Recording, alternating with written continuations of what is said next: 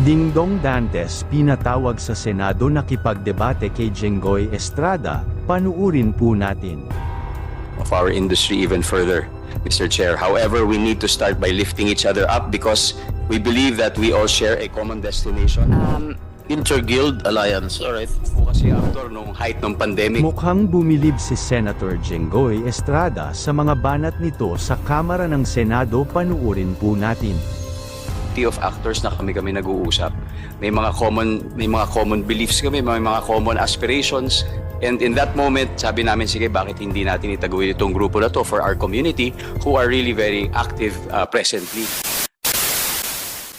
Sa holiday.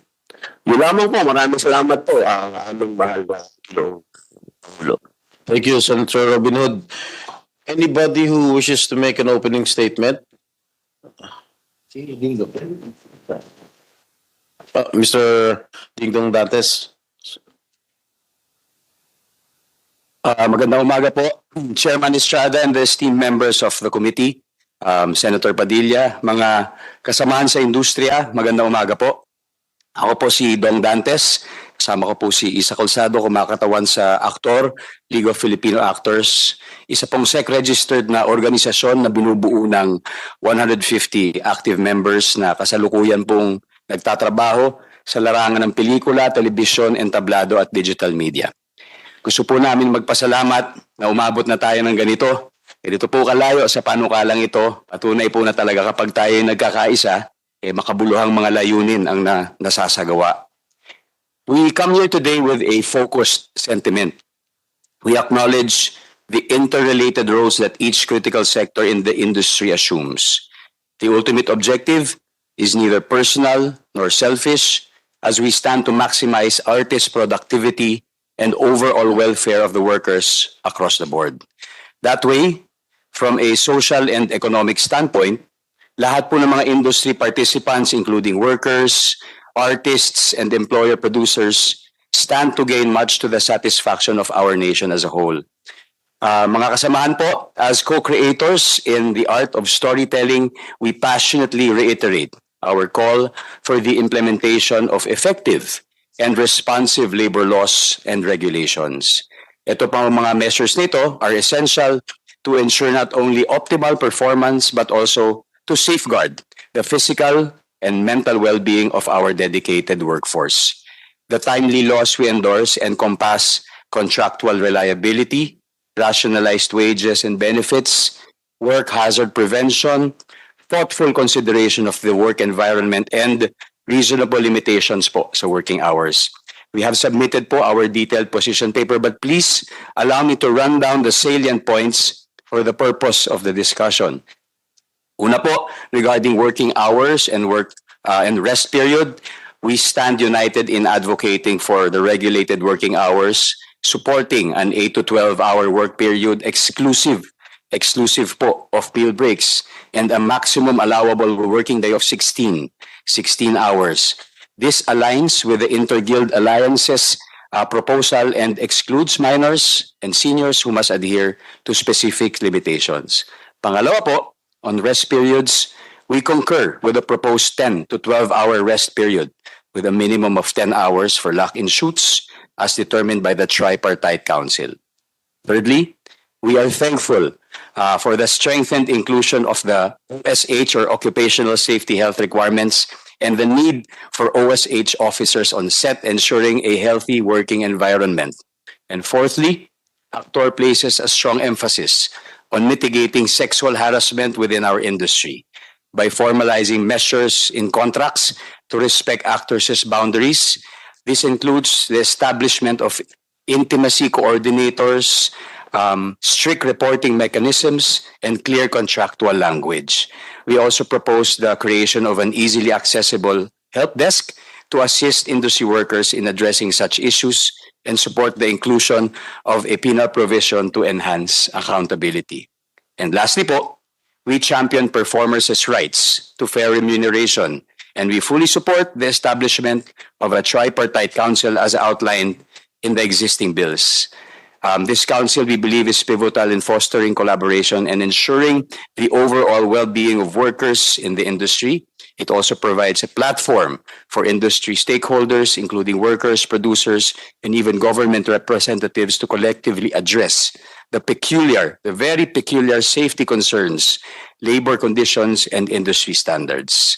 Together, we can strengthen our industry, ensuring it thrives habang pinaprioritize natin ang welfare of all those who contribute to its success.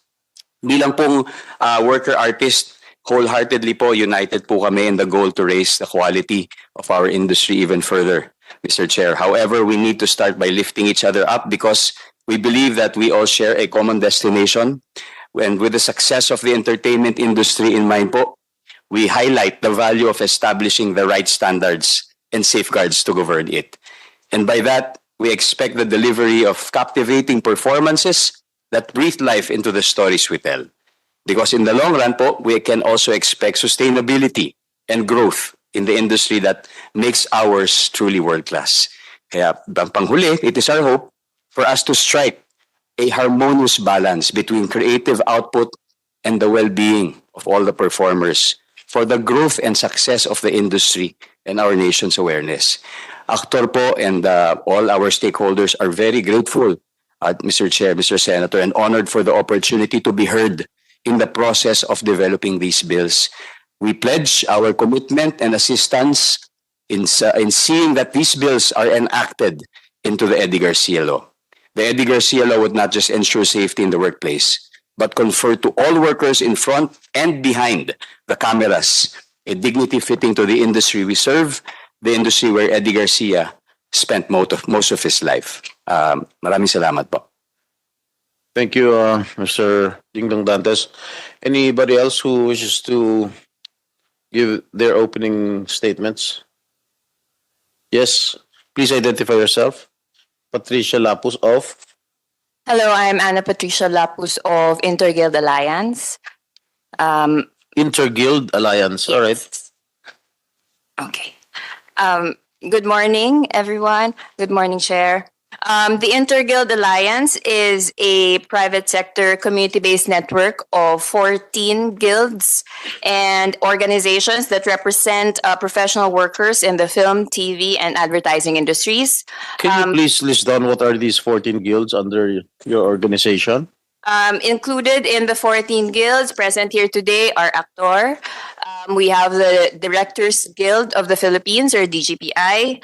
We also have the Guild of Assistant Directors and Script Supervisors, the Filipino Screenwriters Guild. We also have Lupon ng mga Pilipinong Cinematograpo, or the cinematographers, one of the cinematographers guild. We also have in our membership Filipino film editors, kapisanan ng mga assistant directors sa Patalastas or CAPS. We also have the North Luzon Cinema Guild, represented here today by Ms. Amaya Han of the Regional Film Leaders.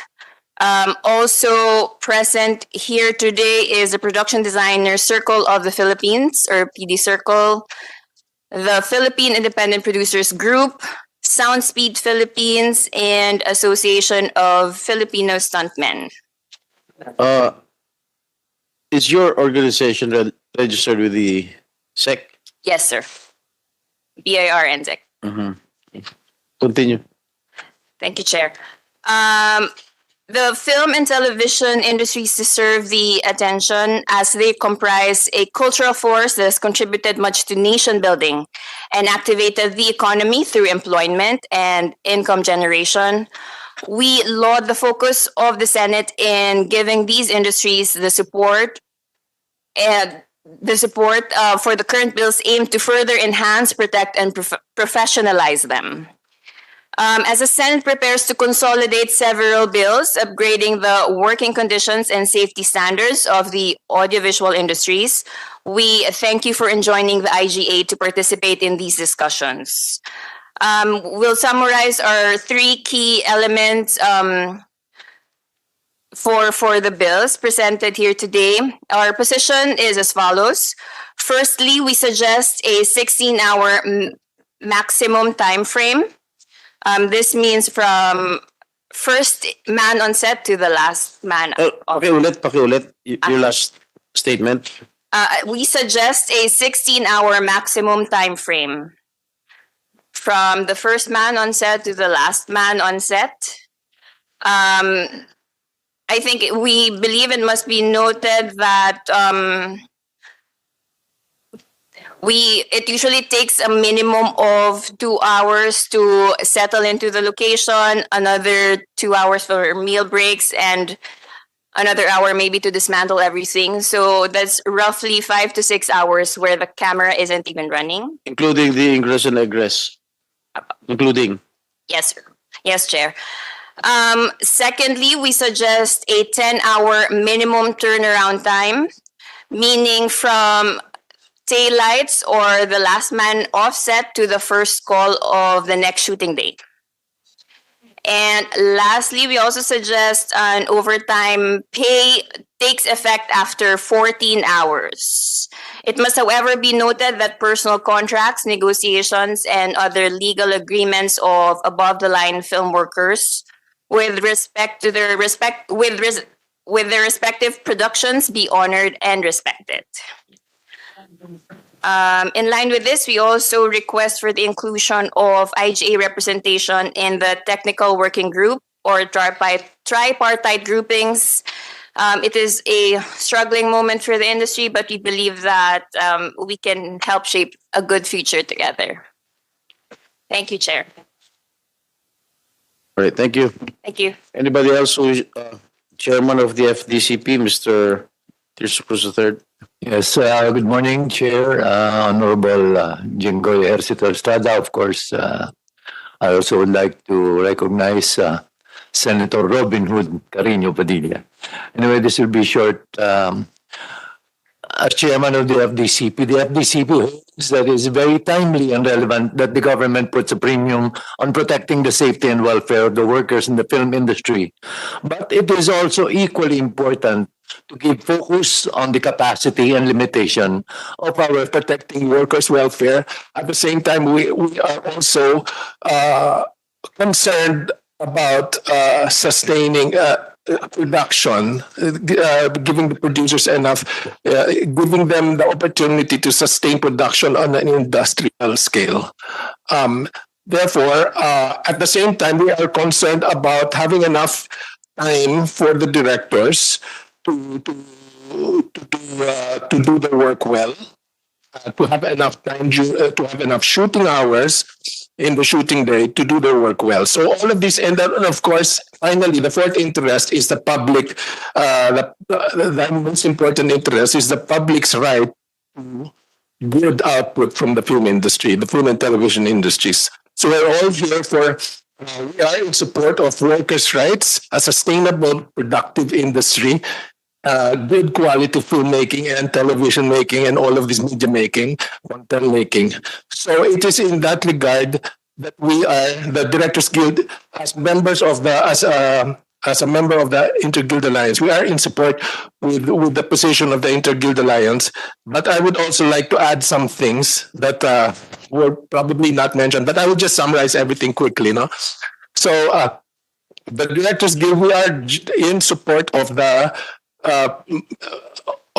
production insurance, not general health insurance for the production members, but insurance for the against accident and health cases on a production basis, on a per production basis for everybody in production. We are in support of the 16 hours maximum per day, 16 hours maximum. That would be the working day from ingress of the first worker to egress of the last worker. Oh, I'm sorry, from call time of the first worker to tail lights of the last worker. We are in support of the 10-hour minimum turnaround time. We take reservations about the hazard pay. We are not in support of the hazard pay. The reason for this is that any risks for stuntmen or production members shooting in dangerous areas or time periods, etc., should be costed or incorporated into the talent fees of the people involved anyway.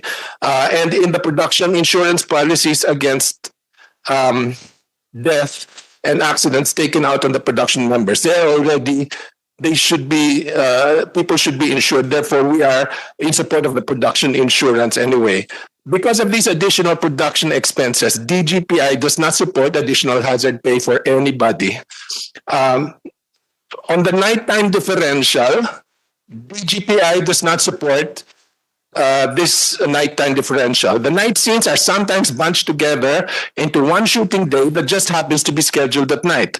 Shooting at night or scheduling a night shoot to constitute one working day, separated by turnaround between it and other shooting days before and after it, is common practice for more efficient scheduling. Provided the production sticks to 16 hours minimum, 16 hours maximum, even at night, separated by 10-hour turnaround time before and after the shoot day, then DGPI sees no justification for a nighttime differential.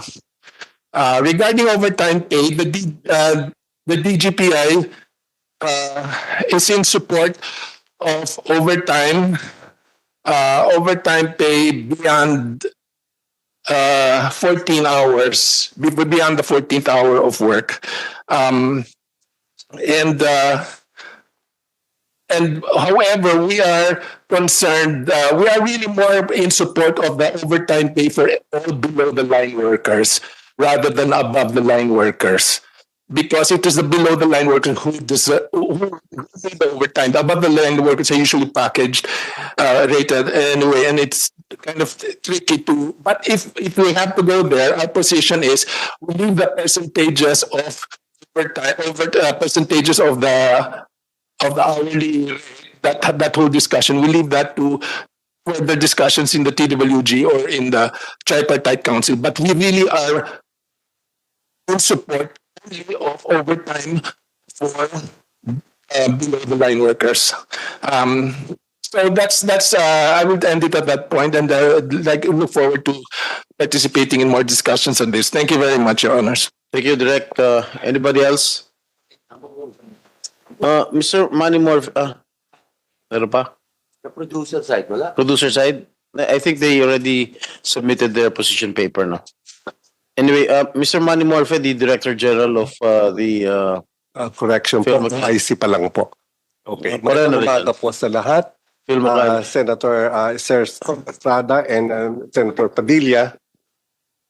Ang Film Academy ay meron lang mga plano at mga desisyon tungkol dito sa bill na pinag-uusapan nating lahat ng araw pa.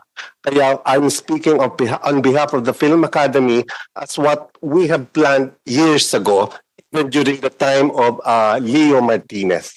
We support, I'm here, we've been listening, nakikinig po kami sa lahat ng binibigay na opinion ng iba't ibang organisasyon, and we agreed on some parts at lalong-lalo na po sa working hours, we agree on that. Ang Film Academy ay binubuo din ng iba't ibang samahan ng mga manggagawa sa pelikulang Pilipino. At kami ay sumusuporta sa mga binabanggit nila ng mga ng mga working hours, except lang po, and I would like to stress, ang amin pong stand ay wala pong extension whatsoever. 16-hour work is period. There should be no extension or kahit po bayaran, because mas mahalaga po sa Film Academy ang kahalagahan ng kalusugan ng manggagawa. Ang kailangan po ng manggagawa, especially to the kind of work that I belong to, I am a production designer ever since at wala po akong alam na trabaho kundi ito na ayan, kaharap po natin ang mga manggagawa na isa sa pinakamahirap na trabaho sa pelikula ay ang art department, ang production design. Kami po ay nagsiset up ahead of time, 2 hours before, at kami din po yung huling umaalis 2 hours after. So ang point po namin is wala pong extension. I would like to use the word period. Na po ano sabihin ng iba. Kasi po kahit po yung iba magbibigay ng second unit, second team, hindi po yun applicable. As in, like po sa akin, ibig mo sabihin, pag ako Tapos na pagpapasok ko ng ibang production designer, that is not applicable. So we request this group of people, so let's fight for a period, 16 hours period. Wala pang extension, kahit bayaran ka pa ng doble ng producer, it doesn't really matter. Money is not a matter when it comes to considering our health. That is our stand on this Eddie Garcia bill. Sa lahat po ng mga panukala dito, we support it. Kaya we would like just to stress deeply, there should be no extension, no reason, nothing at all. Let's fight for that. We don't need more money, we need protection for our health. So we could work na mas matagal pa sa industriya. Salamat po sa lahat. Thank you, Mr. Manny. Just a curious question, Mr. Morphe. How many guilds are under Film Academy? Sa Film Academy po, we have 12 guilds, 12 po. Mga cinematography, sa script writing, production design, kamukha din po ng Inter-Guild Alliance, they have 14 kasi sinama po nila. We're almost the same group of workers, mga script writers, sound technicians, sound engineers. Pati po ang dalawang asosasyon ng mga producers are under the Film Academy of the Philippines, which was established way back in 1981. Okay, yung bang Inter-Guild Alliance tsaka yung Film Academy, nagkakaisa ba kayo? Well, The guilds that you represent. well, Kasi, okay. So, kasi meron tayong cop, tapos meron tayong aktor, pero yung iba sa mga producers guild, iba yung sa director. Ano ito? Breakaway group ba ito? No? wala po akong maibibigay na komento kundi okay lang po kasi ang nakita ko po kasi doon sarili ko pong opinion, kami po ay mga old-timers na sa pelikula na sila ay parang, well, ang nakita ko po noon where they were establishing, somehow they do not believe in the membership of the Academy Guilds because they are considered old-timers. They are the new breed of workers which are working presently in the industry. But ang amin naman, ang aking masasabi is yung aming kakayanan, but we are not in difference with the IGA. Ang pinaglalaban nila, kaya nga po ako, we did not presented a working paper proposal because as I have heard, I agree on the proposal of 16 hours. I do. Sa dami-dami po na ibibigay ng mga position papers, masyado na pong magulo. Ang nakikita ko po, just, well, I'm not, modesty aside, I would rather to everybody, kasi ang amin sa Film Academy, magkaisa tayo regardless of ano sinamahan mo, brand group.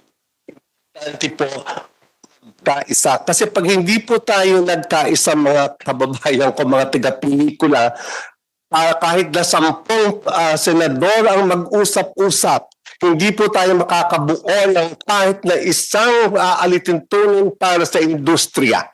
Hindi po yan mabubuo. I would like to stress that. Let's unite finally in order to establish a one set of working rules and regulation for the whole industry. I beg of you people. I've been there for quite so long. Pag hindi po napagbigyan yung kanilang opinion ng isang grupo, gagawa ng bagong grupo. Hindi napansin yung grupo nila, gagawa na naman. Wala pong katapusan para po tayo mga Pilipino sa abroad. Kanya-kanyang gawa ng mga grupo.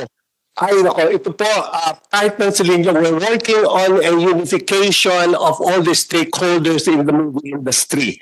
We will be doing that, well, as I have mentioned in our past meeting, and we call it a summit. And ako, I am working for that unification of all working people in the industry, regardless of ano pangalan mo, ikaw man SEC. Once si Pepe ka, importante, sa ano ba industriya mo? Isa lang naman po gawa ng pelikula. Hindi po ba? Well, I would like to, yung pasensya na po, yung word ni Mr. Carlos Tigarela kanina na, ano yung word niya? Yung, hindi yung lesser, below the line. hindi ko po tinututuan because I consider regardless of ikaw ay setup ka lang ng tent, setup ka ng mga lahat ng ginagamit sa paggawa ng pelikula, level lang yan. At we support a non-extension the working hours because regardless na ikaw ay artista, regardless na ikaw ay director, regardless na ikaw ay utility level, we should be the level on a one level line that we are workers of the industry. That I would like to appeal. Let's think that way. Hindi po tayo nagkakagulo-gulo. Iba-iba lang po ang halaga ng sinasahod natin. Pero ang pinagtatrabahan po natin ay isang industriya lamang. Ano po ba ako? Thank you, Maraming salamat po. thank you, Mr. Manny. That is what I mentioned during our last consultation hearing last Saturday. If we cannot get our acts together in the movie industry, we cannot achieve anything here. That is why sana magkaisa na kayo, yung mga breakaway group daw. Kasi sabi ni Madam Imelda Papin, who is the president of the CAP, bakit merong isang grupong aktor, bakit hindi kayo magsama? Sabi, breakaway group daw kayo. Can you please comment on that? Sure. Kayo raw ay yung mga members daw ng aktor, mga class daw, mga matataas. Yun daw mga members nila, medyo hindi masyadong sikat. Siguro, konting konteksto lang po kung paano nabuo ang aktor. Nabuo po kasi ang aktor nung height ng pandemic, nung panahon na hindi namin alam kung anong mangyayari sa industriya, kung anong gagawin namin. And we just started with a small community of actors na kami nag-uusap. May mga common beliefs kami, may mga common aspirations. And in that moment, sabi namin, sige, bakit hindi natin itaguyod itong grupo na to for our community who are really very active presently. Hindi lang naman sa mga issue na ganito ang layunin ng aktor sa pagbuo ng organisasyon. Meron din kaming mga layunin katulad ng pagtatayo ng mga social enterprise. So my point is may specific needs po bawat isang grupo. And yung sa amin po, yung sa grupo namin aktor with 150 members, ito po yung isang mechanism. Many members? 150 po. Namin po Compared to 1,000 plus daw sila. Yes po. Pero ang gusto ko rin pong i-stress dito ay yung position po na ibinigay namin, while I agree and I believe that we should be under one industry. Lahat po iisa lang gusto natin. Whether masunod po yung position namin or not, gusto rin po namin talagang ibahagi yun dahil yun po ang feedback ng aming members. Yun po ang ginawa namin through proper consultation with them at yun po yung resulta ng mga na-experience nila currently on the ground. Dahil very peculiar po yung ating industriya, marami pong nagbabago every week, every day. Kaya ito po yung basis ng aming position na ibinibigay ngayon. But of course, we agree na talagang dapat naman under one industry po tayo. Pero may iba-ibang interest din po kasi ang bawat grupo. And I also want to encourage kasi hindi lang naman po, marami pa pong grupo ang hindi organized, like the makeup artists and many different groups within the whole industry. Kagaya po ng mga exercise na ginawa namin with the IGA, na napakarami makabuluhan ng mga ideas na lumabas para sa development ng buong sector. And we are very much open to collaborate with all the existing groups, again under one intention and goal to unify and to further develop the industry and push it further. Before you